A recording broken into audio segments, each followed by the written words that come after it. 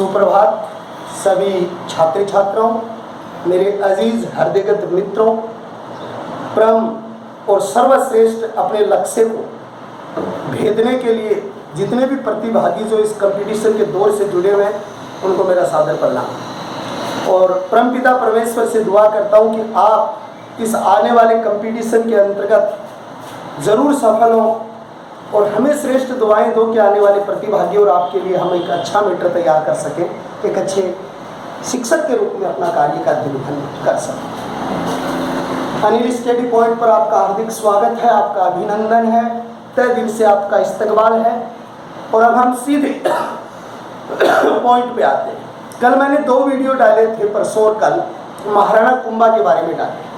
अब मैं थोड़ी हिस्ट्री आपको बता दूं कि महाराणा कुंभा की हत्या सन 1468 ईस्वी में कर दी गई थी।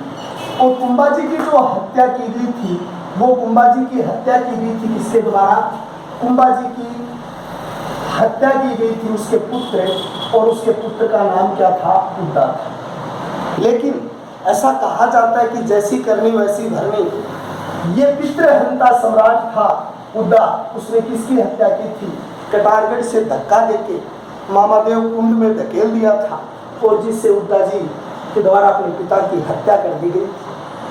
उद्दा की भी सन 1472 ईस्वी में मृत्यु हो गई थी। किसके कारण? आकाशीय बिजली गिरने के कारण। मैं कुछ प्रश्न आपको बताना चाहूँगा कि आकाशीय बिजली के गरजने के कारण जो गैस पैदा होती है उसको क्या कहते हैं? नाइट्रोजन कहते हैं। और नाइट्रोजन गैस से जो हमारे वायुमंडल में 78% है, और नाइट्रोजन का उपयोग जो कृत्रिम गर्भाधान होता है पशुओं के अंतर्गत, उसकी जो सिरिंज है उनको सुरक्षित रखने में, फिल्मों में जो कृत्रिम बादल बनाए जाते हैं उनके अंतर्गत नाइट्रोजन है। भूमि की उर्वरकता बनाए रखने के लिए भी इसकी महत्वपूर्ण भूमिका होती है। तो आकाशीय बिजली गिरने से मौत हुई थी किसकी? उद्दा की। उद्दा का भाई था और राणा कुंभा का छोटा पुत्र था, और उस पुत्र का नाम था रायमल।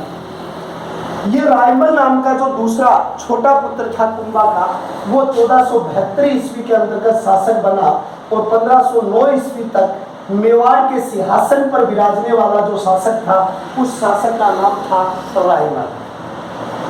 मैं अगले बिंदु के रूप में आपको पढ़ा रहा हूँ कि इस रायमल के 3 पुत्र थे। बड़े पुत्र का नाम था पृथ्वीराज सिसोदिया। बड़े पुत्र का नाम क्या था? पृथ्वीराज सिसोदिया था।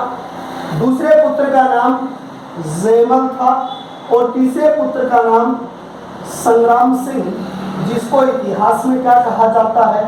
राणा सांगा कहा जाता है। ये 3 पुत्र थे, तीनों ही बड़े श्रेष्ठ थे, और इनकी अलग अलग रूप से ही ख्याति भी थी तीनों की। जैसे पृथ्वीराज सिसोदिया को इतिहास में क्या कहा जाता है? उड़ने वाला राजकुमार कहा जाता है। यानी ये तेज क्या था? धावक था। और ये जयमल सिसोदिया एक प्रतिभाशाली राजकुमार थे। और संग्राम सिंह राणा सांगा, जिसको इतिहास में हिंदू पथ कहा जाता है, हिंदू पंथ के नाम से इतिहास में प्रसिद्ध रहे। ये एक बार तीनों क्या के एक ज्योतिषी के पास गए, और तीनों ने अपने हाथ दिखाया कि ज्योतिषी जी हमारा हाथ देखिए। तो क्या कहा कि इसे तो कहा तू तो बदनाम होके मरेगा, तू भी थोड़े वक्त बाद में मर जाएगा, और राज सिंहासन मेवाड़ का तू शक्तिशाली शासक बनेगा आने वाले समय में। तो संग्राम सिंह ने उससे कहा कि तू एक मेवाड़ का बहुत शक्तिशाली राजा बनेगा, बहुत प्रतिष्ठित राजा बनेगा। अगर ये बात किसी को कही जाती है, शासक बनने की बात अगर कही जाती है, तो ये तो खुश होगा, लेकिन ये तो दोनों क्या हो गए? नाराज हो गए। तीनों भाइयों में झगड़ा हो गया। तो दरबार में पहुंच गए, तो दरबारियों ने कहा कि ये थोड़ी हो सकता है। तो उस समय एक पुजारिन थी, भीमल चारिणी। ये भीमल चारिणी नाम की एक पुजारिन थी। उस चारिणी पुजारिन के पास चले गए तीनों, और तीनों ने अपना हाथ एक बार फिर दिखाया। उस भीमल चारिणी नाम की पुजारिन ने भी यही बताया कि वास्तव में ही राजयोग जो किसने लिखा है? संग्राम सिंह के ज्योतिषी की बताई हुई बात सही है। अब तीनों के बीच वही झगड़ा हो गया, और उस झगड़े में संग्राम सिंह की एक आंख चली गई, और संग्राम सिंह ने यहाँ से कौन सा जीवन बिताया? निर्वासित जीवन व्यतीत किया। इसने निर्वासित जीवन बिताया किसके पास, यानी ये संग्राम सिंह आ गया अजमेर। और अजमेर के एक यहाँ पर सामंत थे करमचंद, क्योंकि अजमेर मारवाड़ के अधीन भी रहा और अजमेर मेवाड़ के अधीन भी रहा। तो करमचंद जो पवार थे, उस करमचंद पवार के पास चले, वहाँ पर निर्वासित जीवन 1509 तक बिताया था। वहीं पर जो यानी कि कर्णावती से उसकी शादी हुई थी। और करमचंद पवार को जब संग्राम सिंह शासक बने तो उसने एक पदवी भी दी थी, और वो पदवी कौन थी जी, रावत की पदवी थी। मैं कुछ क्वेश्चन और भी आपके क्लियर करना चाहूँगा। आप देखिए, ये पृथ्वीराज सिसोदिया और जयमल की कुछ हिस्ट्री आपसे साझा करना चाहूँगा। ये पृथ्वीराज सिसोदिया और जयमल उस समय बूंदी के राजा हाड़ा राजा थे, वो यहाँ आए थे और उसकी सुंदर पुत्री का नाम था तारा। तो सुंदर पुत्री को देखकर मोहित हो गया जयमल। तो उस समय बूंदी के राव तारा के पिता ने ये बात रखी कि मैं उसी के साथ मेरी लड़की की शादी करूँगा जो मुझे मेरी रियासत वापस दिलाएगा। जयमल ने उसके साथ बदतमीजी की, तो उसने मरने मारने के लिए तैयार हो गए। फिर दरबार में बात पहुंची तो इसके पिता रायमल जो थे उसके द्वारा डांटा गया। पृथ्वीराज सिसोदिया ने उसको उसका राज्य दिलाया, इसलिए तारा की शादी किससे होगी थी, पृथ्वीराज सिसोदिया से होगी थी। और पृथ्वीराज सिसोदिया उड़ने वाले राजकुमार और धावक थे, लेकिन इसने भी एक गलती कर दी। इसकी एक दासी के साथ इसके नाजायज संबंध थे जिसका नाम था पुतलदेव। उससे एक पुत्र पैदा हो गया था और उस पुत्र का नाम रखा गया था बनवीर। और वही बनवीर है जिसने चंदन की हत्या की थी उदय सिंह के भ्रम में, और उसने चित्तौड़गढ़ किले में नवलखा महल बनाया था। क्या बनाया था, नवलखा महल बनाया। इस पृथ्वीराज सिसोदिया की मृत्यु कैसे हुई, इसकी बहन की शादी जगमाल के साथ हुई थी जो सिरोही के सम्राट थे। तो वो उसको समझाने के लिए गया था। तो जगमाल ने क्या किया कि इसके साथ विषाक्त लड्डू बनवा दिए थे, रास्ते में खाने की वजह से इसकी मौत हुई। ये सोलंकियों से संघर्ष करते हुए वीरगति को प्राप्त हो गया। तो आपके पास बचा कौन सा है, सिर्फ संग्राम सिंह। ये दोनों की हिस्ट्री आप याद रखोगे। ये मैंने कल बता दिया, इसकी 12 स्तंभों की छतरी कुंभलगढ़ किले में बनी हुई। ये रायमल था, उस रायमल की पत्नी थी, और उस रायमल की पत्नी थी जिसका नाम था संगारी देवी। ये जो रायमल की पत्नी जो संगारी देवी है, उसने एक बावड़ी बनवाई थी। उस बावड़ी को आप कहते हैं गोसुंडी बावड़ी। एक बार फिर मैं आपके साथ कंपटीशन के बहुत सारे क्वेश्चन साझा करना चाहूँगा। ये गोसुंडी जो क्षेत्र है वो चित्तौड़गढ़ में, और ये गोसुंडी किसके लिए प्रसिद्ध है, कागज उद्योग के लिए प्रसिद्ध है। अब मैं आपसे एक बात करना चाहूँगा, आपको 15 क्वेश्चन बताना चाहूँगा, आप जुड़िए मेरे से। तो आपको कैसे प्रश्न बताने हैं उसे आप ध्यान से देखिए, बिल्कुल आराम से पढ़ेंगे, कोई दिक्कत नहीं है, तो पूरी चीज़ क्लियर करेंगे। कागज, कागज का आविष्कार पहली बार कहाँ पर हुआ, नील नदी के किनारे एक पेपरिस नाम का पेड़ होता था, उसकी छाल से कागज बना। कागज का आविष्कार कहाँ हुआ, तो कागज का जो आविष्कार हुआ वो आपके चीन की सभ्यता में, ये कक्षा 11 में मिलेगा आपको एक क्वेश्चन, चीन की सभ्यता में हान वंश में कागज का आविष्कार हुआ। फिर तीसरी बात है, कागज जो है वो भारत में पहली बार 1472 ईस्वी के अंदर, यानी कि जब पुर्तगालियों ने योहाना गुटेनबर्ग के बाद आए, तो यानी कि 15वीं सदी में यहाँ पर हाटर बोपेन के नेतृत्व में पहली प्रिंटिंग प्रेस लगी थी गोवा में, तब यहाँ कागज की शुरुआत हुई थी व्यवस्थित। राजस्थान में कागज उद्योग एक तो है गोसुंडी, दूसरा है कोट पुतली, यहाँ पर Krishna paper mills, Krishna paper mills. कागज उद्योग के अंतर्गत जो यहाँ पर कागज की जो पोटली होती है, जैसे जो कागज को गला सलाकर और उसको एक जगह करके और इसमें एक सुंदर पोटली की जाती है, वो आपके अलवर की प्रसिद्ध है। तो कागज की पोटली अलवर की प्रसिद्ध है, कृष्णा के पेपर मिल्स कोटपुतली प्रसिद्ध है, कागज उद्योग गोसुंडी का प्रसिद्ध है, कागज उद्योग सांगानेर का प्रसिद्ध है। कागज बनता पेपरिस पेड़ की छाल से। पेपरिस पेड़ पाया गया था नील नदी के किनारे। नील नदी को किसका वरदान कहते हैं, मिस्र का वरदान कहते हैं। और मिस्र को किसका देश कहा जाता है, पिरामिडों का देश कहा जाता है। पिरामिडों का देश मिस्र को कहा जाता है। ये सारी चीजें आपको कंपटीशन में क्लियर करनी है। मैंने ये आपको इधर इस साइड से क्लियर की है। अब मैं आपसे दूसरी बातें करना चाहूंगा और उस टॉपिक को देखिए कैसे क्लियर करना है। अब यहाँ पर जो शासक बने वो कौन बने? संग्राम सिंह बने। इतिहास उसको क्या कहता है? राणा सांगा कहता है। इस राणा सांगा को इतिहास में क्या कहते हैं? एक इतिहासकार है जिसका नाम है कर्नल टोड, और कर्नल टोड को क्या कहा जाता है? राजस्थान के इतिहास का पिता। एक बात और बता दूं, यहाँ भारत के इतिहास का पिता अगर आपको पूछता है या विश्व के इतिहास का पिता आपको पूछता है तो राजस्थान का कर्नल टोड है, भारत का वेदव्यास है, और अगर यहाँ पर आपको पूछा जाए हेरोडोटस जिसने हिस्टोरिया पुस्तक लिखी थी, ये विश्व इतिहास के पिता कहलाते हैं। इस कर्नल टोड ने इसको सैनिक भग्नावशेष कहा। कर्नल टोड ने क्या कहा? इसको सैनिक भग्नावशेष कहा है। सैनिक भग्नावशेष का मतलब है कि यहाँ पर हमेशा सैनिक के वेश में रहते थे। दूसरी बात, राणा सांगा के शरीर पर कितने घाव थे? 80 घाव थे। पहला कोई योद्धा होगा कि 80 घावों के साथ भी इसने युद्ध की तमन्ना जाहिर की थी। इस राणा सांगा को इतिहास में क्या कहा जाता है? हिंदूपत कहा जाता है। इसे इतिहास में क्या कहा जाता है? हिंदूपत कहा जाता है।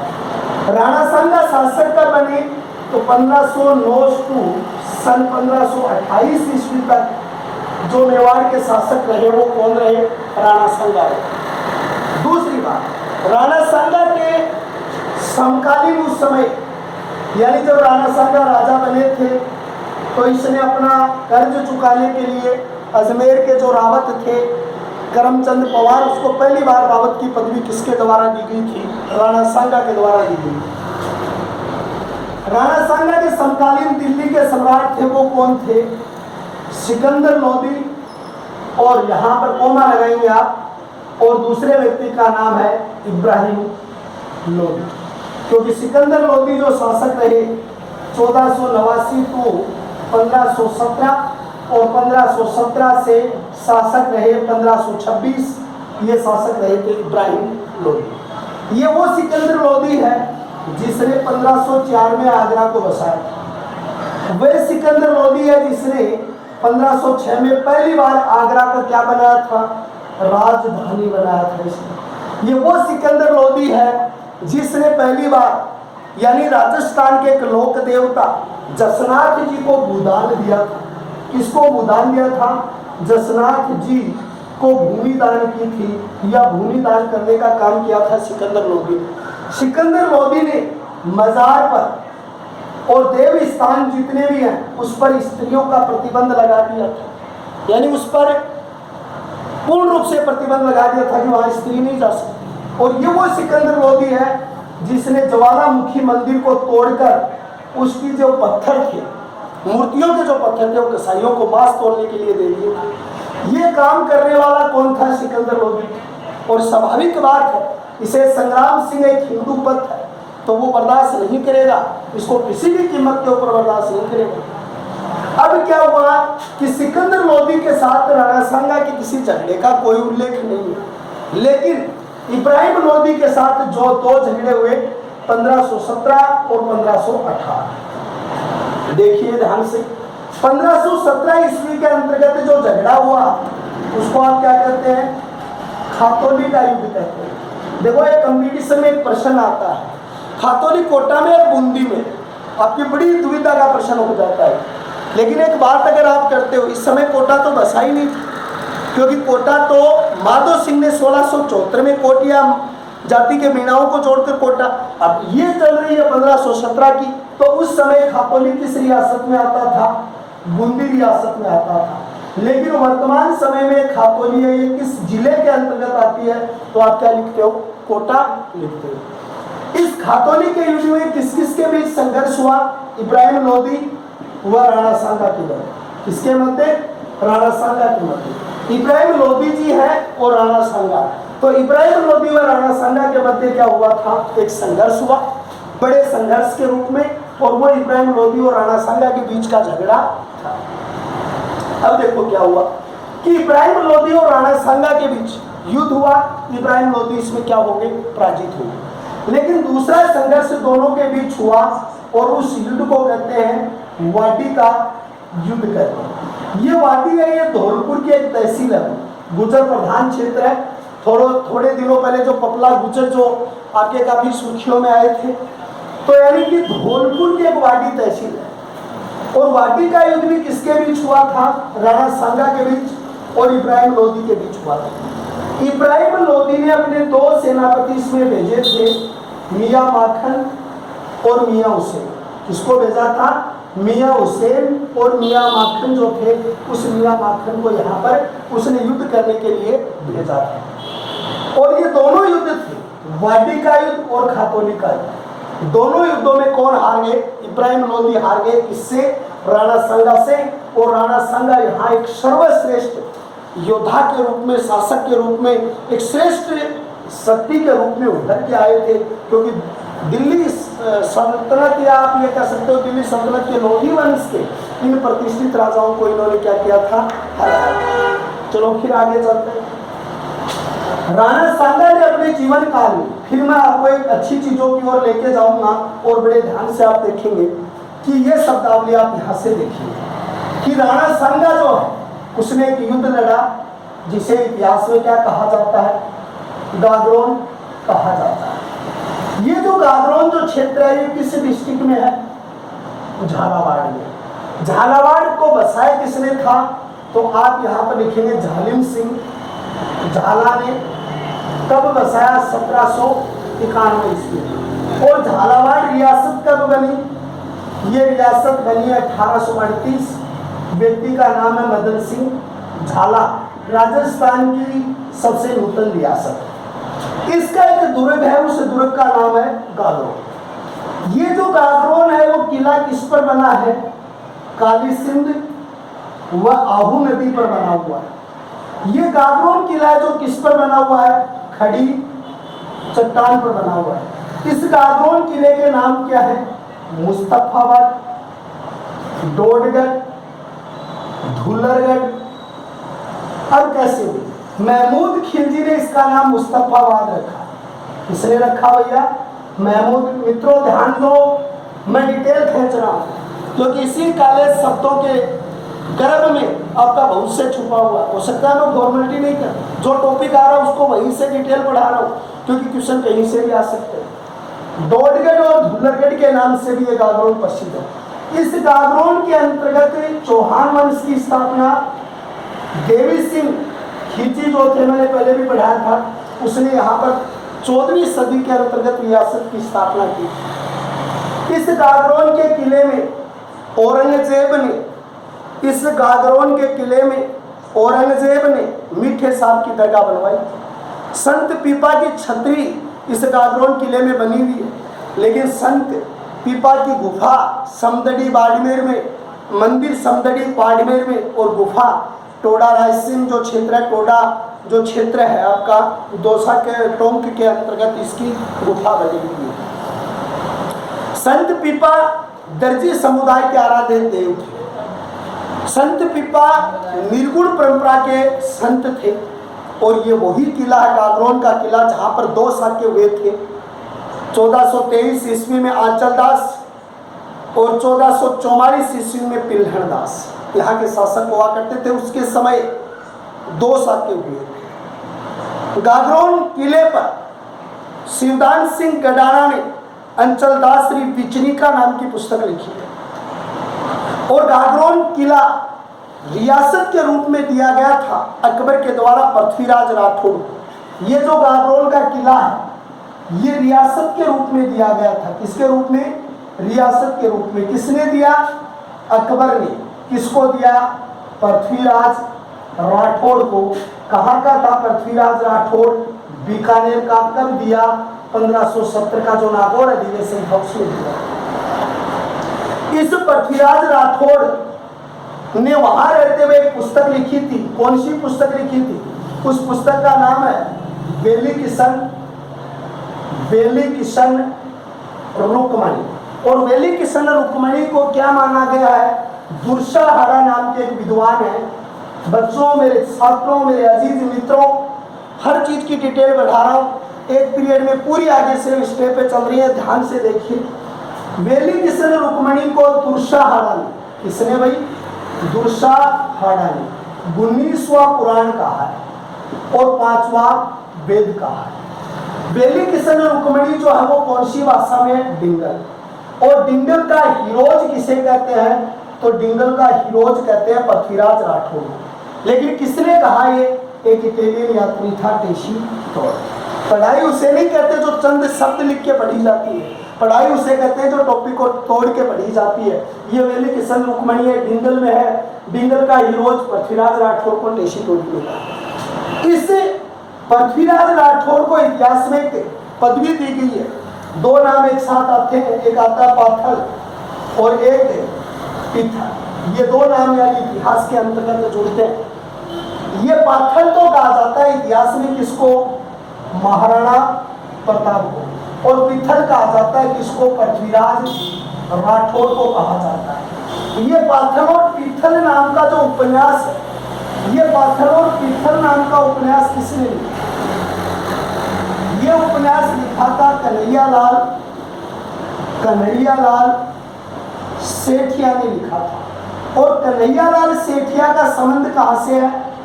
सुजानगढ़ चूरू से। कहाँ से है भाई? सुजानगढ़ चूरू से। कन्हैयालाल सेठिया की अन्य पुस्तकें कौन सी? जैसे वेली किशन रुक्मणी पृथ्वीराज राठौर की, इसकी पाथल और पिथल। दूसरी इनकी है धरती दोरारी। तीसरी पुस्तक है इनकी मीजर। चौथी पुस्तक है जोहर री सखी खेजरी। पांचवी पुस्तक इनकी जो है वो यानी जमीन रो धनी कुण। इसके बाद सिरोही के वीर सपूत। तुम्हें सौगंध है सिरोही के वीर सपूतों की, ये भी आता है। और सिरोही के वीर सपूत भी आते हैं। कन्हैयालाल सेठिया का संबंध सुजानगढ़ से। 2012 में इन्हें राजस्थान रत्न से सम्मानित किया गया था। सुजानगढ़ क्षेत्र से थे। सुजानगढ़ चूरू का हिस्सा है। इस सुजानगढ़ चूरू के अंतर्गत एक प्रसिद्ध मंदिर है सालासर मंदिर, जो मूछ वाले महावीर के रूप में पहला मंदिर है जो यहाँ पर प्रसिद्ध है। पंचमुखी बालाजी का प्रसिद्ध मंदिर मेहंदीपुर में प्रसिद्ध है। सालासर पूछा गया सुजानगढ़ में। सुजानगढ़ क्षेत्र के कन्हैयालाल सेठिया भी थी और सुजानगढ़ क्षेत्र के कथक नृत्य के प्रसिद्ध नृत्यकार हुआ करते थे। और उस कथक नृत्य के प्रसिद्ध नृत्यकार बाबूलाल थे, उनका संबंध भी यहाँ से था। बाबूलाल के अलावा भवानी शंकर थे, उनका संबंध भी यहाँ से था।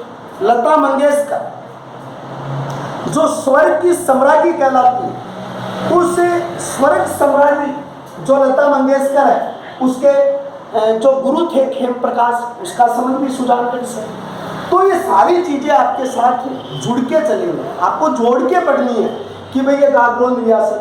अब आपसे एक प्रश्न पूछा जाए, सर चलो हम इधर भी ये प्रश्न क्लियर करके आगे, लेकिन राणा सांगा के बीच में और इनके बीच में जो गागरोन का युद्ध है, उस गागरोन के युद्ध को क्यों हुआ इनके बीच में, तो क्या किया वो देखिए। राणा सांगा जो थे, सांगा के समय गागरोन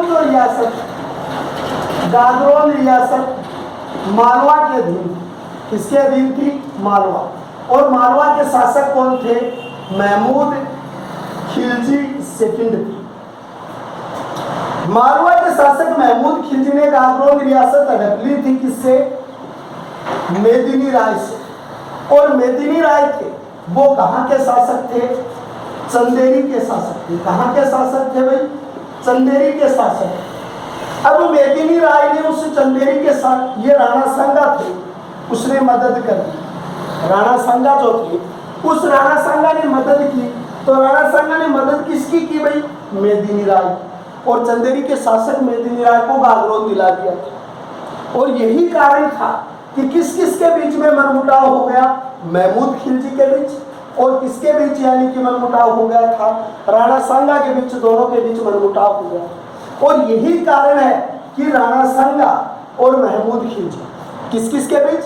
राणा सांगा और महमूद खिलजी के बीच 1519 में युद्ध हुआ, गागरोन का युद्ध। और गागरोन के युद्ध में महमूद खिलजी हार गए और राणा सांगा जीत गए। राणा सांगा ने इसको कुछ समय तक बंदी रखा और इस बात की समीक्षा जो इतिहासकार करते हैं उसका नाम है रेऊ और विश्वेश्वर नाथ भी लिख सकते हो, विश्वेश्वर नाथ रेऊ ओब्लिक दूसरा व्यक्ति है गोपीनाथ शर्मा। ये दोनों इस बात की क्या करते हैं, समीक्षा करते हैं कि भाई ये वास्तव में ऐसा हुआ था। राणा सांगा की प्रतिष्ठा, उसका सम्मान, उसका गौरव चरम पर था। लेकिन उस समय भारत आक्रमण की जो प्लानिंग बन रही थी, वो भारत आक्रमण की प्लानिंग कौन बना रहा था, बाबर बना रहा था। यानी भारत आक्रमण की प्लानिंग कौन बना रहा है, तो वो बाबर बना रहा है। बाबर का जन्म 14 फरवरी, जिस दिन मातृपितृ दिवस आता है, जन्म इसका फारस में हुआ था। कुतुब मीनार खानम माता का नाम और यानी इसके पिता का नाम था वो उमर शेख मिर्जा। इन्होंने भारत में पहली विजय प्राप्त की 1519 और उसको आप कहते हैं भेड़ावाय बाजोर विजय। एक बात मैं आपसे बताना चाहूंगा, नोट कर लो कि 1519 में पहली बार बाबर ने भारत अभियान के दौरान किसका प्रयोग किया था, बारूद का प्रयोग किया था। मैं नोटेट करके बता रहा हूं मेरे अजीज मित्रों, मेरे हृदय की कणिकाओं के रूप में मित्रों, ये चीजें बहुत जरूरी है आपके लिए। बारूद का भारत में पहली बार प्रयोग किसने किया, एक बात तो ये है। मुगलों में पहली बार या विदेशी अभियान में किसने प्रयोग किया, तो आप लिखोगे बाबर 1519 भेड़ा और बाजोर विजय।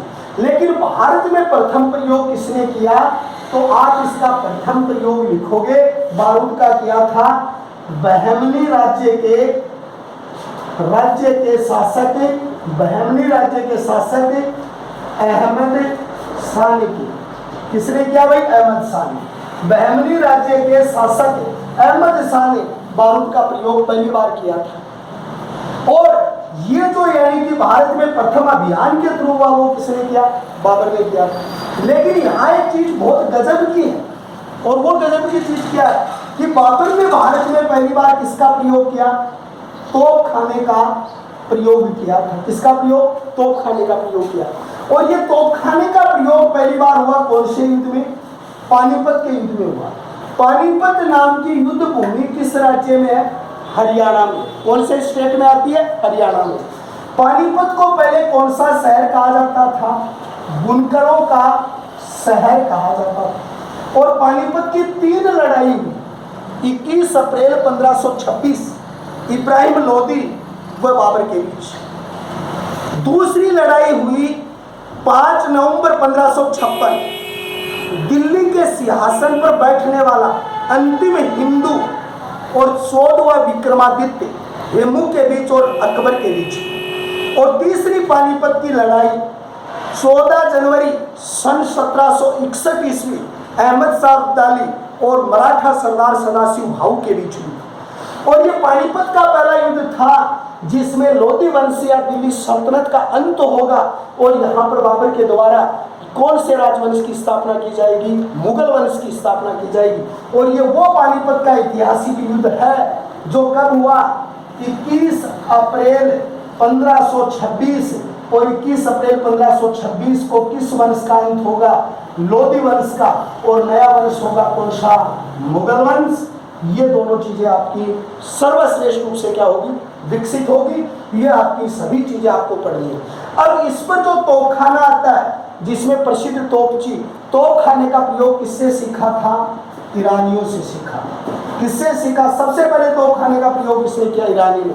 घोड़ों की तीव्र गति थी, वो किसने की थी, ईरानियों ने की। तो इसके बाद की जो डिटेल है वो हम आपको अगले एपिसोड में जो पूरा होगा राणा सांगा विशेष पर, उस पर आपको इसकी डिटेल बताएंगे। लगभग मैंने 100 से ऊपर क्वेश्चन आपके बहुत बेहतर करियर किए आप करोगे। तो मैं मेरी ओर से आपको इस कोरोना जैसी वैश्विक महामारी में स्वस्थ रहने की कामना देता हूँ, दुआएं देता हूँ। आप सभी से निवेदन चाहता हूँ कि मेरी कमियों को आप उजागर कीजिए, बार बार कमेंट कीजिए, अगर अच्छा लगे तो लाइक कीजिए, सब्सक्राइब करो। मैं ये आपसे वादा करता हूँ कि ये ज्ञान रूपी मिसाल श्वेतांबरी उस माँ सरस्वती ने जो हमें दिया है, हम आप तक जरूर पहुँचाएंगे।